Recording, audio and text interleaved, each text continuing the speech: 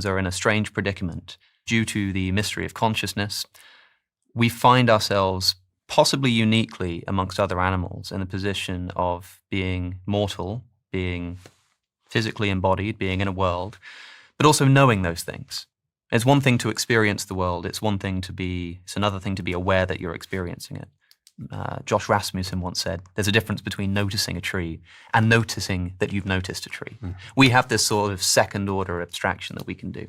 So we know that death is coming, for example, and death makes a mockery of everything that we do. It seems to just obliterate any sense of purpose or meaning, because anything that we're building will ultimately, as far as we're concerned, be gone. And that may well be unique to human beings. And so I'm not the first to suggest that the principal motivating factor behind meaning-infused activities that humans do is an engagement in death denial or some kind of immortality project.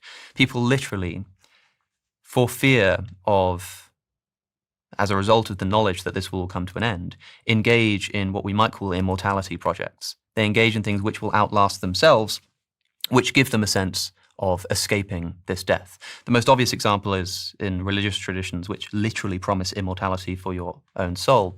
But if you look just practically at where people subjectively report finding meaning, they find it in their children.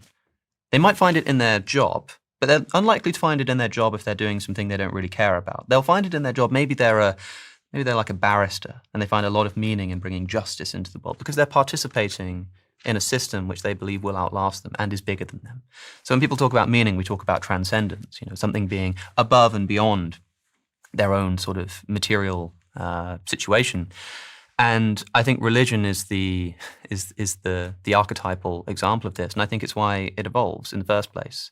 There is this idea that we are living in a meaning crisis that has cropped up maybe in the past 100 years or so, or maybe in the last few hundred years or so as a response to the Enlightenment and the decline of religion. I think that's far too easy. I think that's way too easy. I think that if there is such thing as a meaning crisis, it is literally the human condition and the reason why these projects were invented in the first place. I think literally speaking, what people are doing in religious traditions is realizing the finitude of their existence and therefore trying to commune with something Can I add a less thought to finite. Of course.